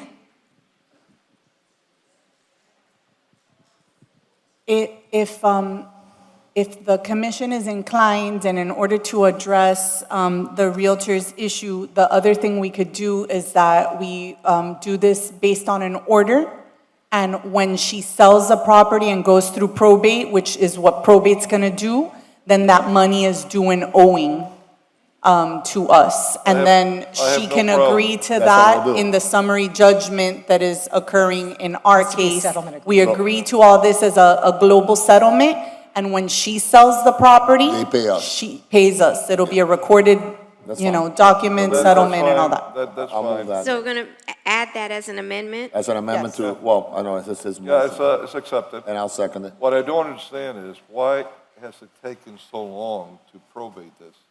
I'm sorry, to probate? Yeah, it's a long Well, time. I'll tell you why. Like I told you previously, there's only two siblings. This person, his sister, he doesn't know where she is. She's been missing for years. They've been trying to get a hold of her to serve her as well. And so he's the only one, and, you know, I reached out to him actually for the surplus, and that's how we, Does he have the ability to sell it? Does this person that you're representing today or you're friends with? I have a power of attorney for him. Do you have the power of attorney? He works night shifts. No, that's irrelevant. You Does he have a- have the power, does he have the power to sell it? He doesn't have the power to sell. That's or why it has to go He through doesn't have probate. the, I'm sorry, what? That's why it has to go through probate. he doesn't have the power to Okay. sell Oh, yeah. or to claim that surplus So that they if the got. other person has disappeared, who else is claiming it? No, it doesn't matter. We can probate, but we have to do a full probate. We cannot I do. understand, but is anybody else claiming ownership? No, they're the only two. No, one is gone, you can't One find is- it. yeah, Right, exactly. okay, so there's only one person that you know of that's Yeah. around that's claiming it. But the attorney said that we could probably do it in a couple of months, but I want an extra month. And the attorney told you, without violating any My privilege? attorney. The attorney told you without violating any privilege, the attorney told you that in all likelihood, this person would be the one that would get the property and be able to sell it, correct? Yeah, well, he gets his part, and then the other part is. So how can you sell it if you only own a part of it? They can He do it. sell the whole Okay, you can property, sell it. and they have to put They the can do it. sister's money I aside. mean, we could Sister's do. money If she aside. ever turns up, or any of her heirs That's what, turn up. we have to Okay. do a full probate, because a summary judgment, we could probably do in a month. Okay. It doesn't work with that, because there's somebody They missing. would probably do those notices by newspaper. Exactly. That would. Publication. Right. Okay. Yeah. Okay. Okay. All right, so it's been So we have moved a and motion second. and a second. All in favor? Aye. Aye. Aye. As amended. As amended, and amended. One last question, if I may. You have a buyer for this? I do. You want one? But I can. No, I'm not going to buy it. Because I just wanted to know you know. I probably have a bunch of them. Okay. For point We of can clarity, collect our money. We have remaining RE 7, 8, 9. I want to move RE7. Madam Chair, I think Deanna has to clarify one more one thing for point, I apologize. We're in circuit court right now, and the court has required us to move forward. So by this amendment, I am requesting that it be subject to her entering to an agreement, so we don't need to move forward with foreclosure, basically memorializing what this commission just said, and that would be part of the circuit court's You need settlement. a motion for that? Okay. I would prefer. I'm not clear. So move. I'll Second. All in second that just in favor? case. Yeah. Aye. All She'll right. explain it to you.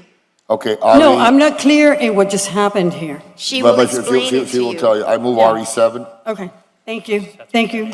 that we proceed with a lawsuit to collect $140,000. Hold on, we haven't voted upon We already voted. on what Yeah. she presented there, did we? Yeah, we did. Okay. So. RE7 to begin a lawsuit to collect $140,000 of unpaid rent for Virginia Key Outdoor Center. Well, the problem is, we don't know what is. What the actual amount is. It says here 140, but But whatever it is. whatever it We're is. just authorizing Because a lawsuit to legal collect, action. authorize legal action to collect all dollars owed to the city of Miami, Virginia Key Outdoor Center. I move that. Second. All in favor? Aye. Aye. What about RE 8? That's Commissioner Reyes. I'll second it. All in favor? Aye. Aye. RE9. RE 9? I'll second it. I'll second Hold it. on, hold on, hold on. Okay, these are streets.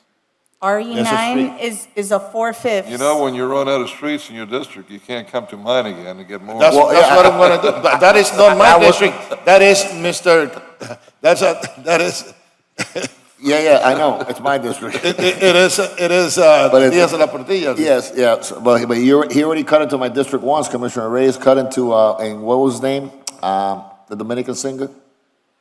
No, I didn't. That was in my district.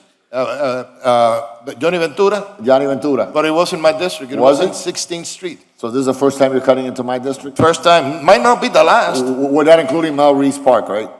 Yep. We're not including Mel Reese, right? On that No, one? Maurice, I mean, that's for you to change the name with your friends. Do you have a I think motion? that was Commissioner Carollo's, Do you have a motion? You and your friends are the ones that are gonna. I have many friends, Commissioner.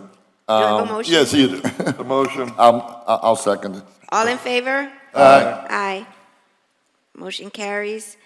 We have RE 11. And actually, this is actually a good thing, in all seriousness. This is the father at Corpus Christi. He's done incredible work. Excellent. He's done incredible. Excellent job. He's done incredible work there. Yes. But next time, have him come to me, because I'm his commissioner, and I'll do it for him gladly, because he's got a great Cuban art museum there too, and a great. And I would like to, for you and I. And I want to appear as co-sponsoring the item too. That's right. Co-sponsors and some assistant to that museum. Yes, sir. Yes, sir. That's something that we have to do together, because they Yes. have incredible, and they have also colonial art from the 16th Absolutely. century, 17th century, from Spanish painters that came over and actually painted here in the Americas. Yes. And he's collecting all that, and there's no way to preserve it. He doesn't have the facilities to do it. He's got an incredible collection. He's got a copy of a letter from Jose Marti to Abraham Lincoln. It's just really, really interesting, some of the things Yes, that he's got there. and Everyone I should would go like, visit that. I would like to work together with you To help fund them. and try to fund it and try to improve the And as we collection. give all these millions of dollars to Commissioner King's district, we should also consider giving, Alapad and other districts some of those millions, right? A little bit. Spread the wealth. Spread the wealth. We've been spread the wealth. We've been very generous with you, but it's got to stop at some point, right? Let's start with Moving right along, we are now at RE 11. You have to learn to cry, Commissioner. RE11, I move RE11. a second. All in favor? Aye. Aye. RE 12 This is, RE 12, is authorizing. Right, the eviction at the Olympia. We have Move. 4 people left. Second. Move. Yeah. I have a motion and a second, and I would like to remind staff that I asked them to work with the tenants. Yes. They're on site right now, the manager's team trying to get them situated. Okay.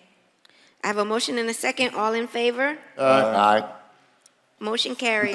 I'm sorry, we already voted on it, but there's only 4 tenants remaining in Olympia, right? That's it? Right. So Yes. Okay, and One is a squatter. Yeah. RE 14, I'd like to make an amendment to this to require for the acceptance of the interim appointment of Mr. Neil Hall, that it be retroactive to when this body appointed him as the interim executive director for the Virginia Key Beach Park, Was the last meeting, right? the 12th, because The he 12th, started working the very next day, and he's been working ever since. I will move it. Madam Chair, Second, that's fine. you're approving it, so it was contemplated that way, but. But I just want to make sure that Yeah, it's but on the record. they should be 2 separate motions, I think. Yeah, 1, 2. Because they put You're it, just approving what you did as the trust, so it will not, All right? it's fine. If It's you fine? say so. It's fine as it is. My I will move question it. here on the separation with Mr. Fortune. How much is it costing us to separate? So this was voted on by the trust. The amount, I would have to look. The But amount it was stated at the time. Right, it was his time, the time that he had, his accrued vacation vacation. time and 1 week. Okay, vacation time in 1 week. How much vacation time did he have? 1,000 hours. What does that come to in weeks? In money. It was about 100. Yes, somewhere in the About neighborhood of $100,000. $100,000. 1,000 hours. 1,000 hours. Hold on, let me, I think Mr. Wysong may remember the amount. So Commissioner, I just wanted to remind you that the Virginia Key Beach Trust now sits as, has the members of the commission. So the commission members that sit on that board voted it. It wasn't like an old board or a. No, he wants to know the I amount. understand that. It's a very simple question. What's the number? What's the amount? I only know that it was If it's 1,000 1,000, hours. I have 25 weeks. Rough calculation, if my understanding, he was making 150 a year. The 1,000 hours is just about half a year, 6 months, so about 75,000. Yeah, but that's fine in dollars. But how many weeks was he getting vacation on a yearly basis? Oh, his accrual, I'd have to check with their payroll folks. See, this is part of a continuous problem that I see in this city. Who do we have to tell us if people are taking their vacation time or not? So I find it difficult to believe, as long as he's been there, and he's been there a long time, 25 weeks, who was keeping track of it? When we had a whole bunch of meetings that there was not even any record for them. Just Who was approving this? I mean, So just I for got it. clarification, remember, all of the trusts operate independent of the city, so they have their own finance people, HR, and all of that's managed and controlled at the trust level. Yeah, but at So- the end, who's paying for it? We are. No, we are. No, I We're- agree with the fiduciary We're approving all this understanding. money It's just- from the general trust over there. If it was a case where they were generating or had generated all this income internally, I wouldn't be as talkative. But, my God, 25 weeks. Do we know how many weeks he would get vacation a year or not? No, I'd have to go and pull that information. I can get it and report back to you All right. after the lunch I break. just wanted to get it on the record. Anything else Okay. he's getting? No, my understanding is just the vacation, time and the accrued 1 week of vacation severance. And 1 week of severance. Okay. So all in favor? Aye. Aye. Aye. Motion carries. Chair, I do not have a mover or seconder. I moved it. Commissioner Reyes seconded.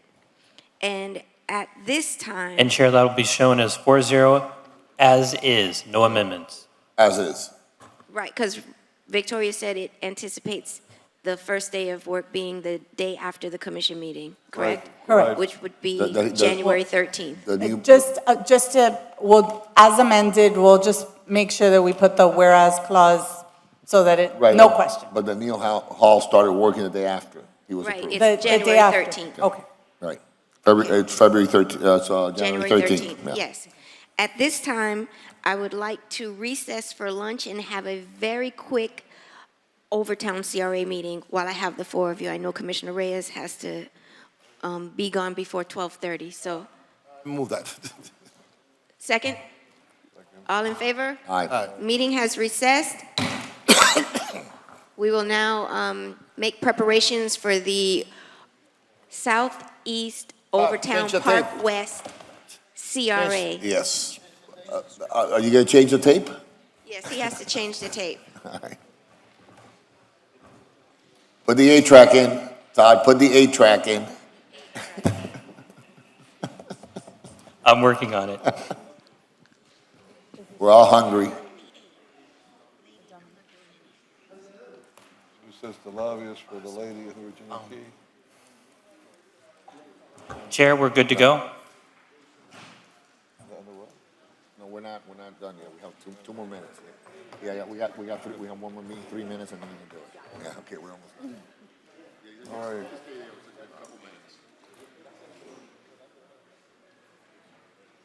¿Cuándo vienen más hondureños?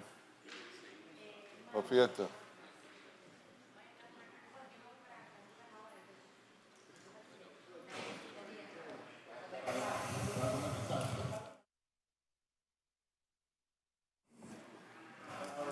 How you doing? How does it work, marriage? Chair, we're good to go.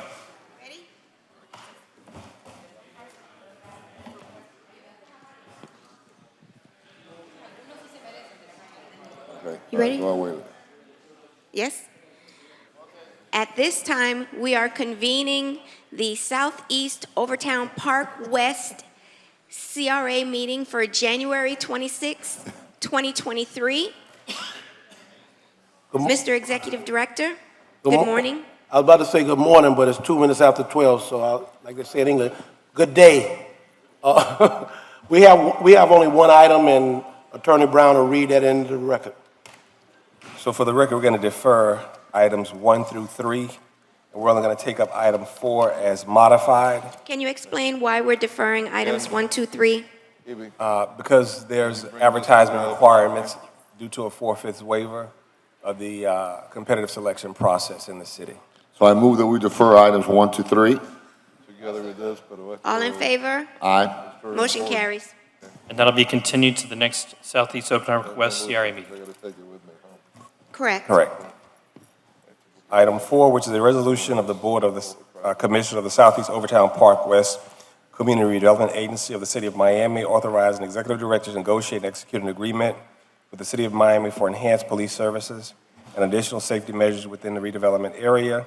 Further authorize executive director to allocate funds in an amount not to exceed $955,252.43 for the program. Further authorize executive director to execute all documents necessary, all in forms accepting the funds from the Southeast Overtown Park West Tax Increment Fund entitled Other Grants and Aids, account code number 100-50.92-010-01.88-300000.0000.0000, providing for a corporation site, providing for an effective date. Move it. Second. And just for the record, this item is being adopted as modified per the amendments proffered by Okay. Attorney Vincent Brown. Let me open it up for public comment. But I want to remind you again about our generosity.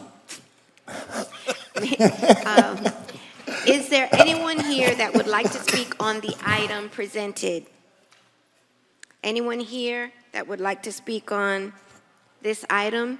Seeing none, public comment period is now closed. You have a comment, Commissioner? No? Only be generous? Okay. No. I have a motion and a second. All in favor? Aye. Motion carries. Thank you. As amended. We will, this concludes the Southeast Overtown Park West CRA meeting. The regular City of Miami Commission meeting will resume at 3 o'clock.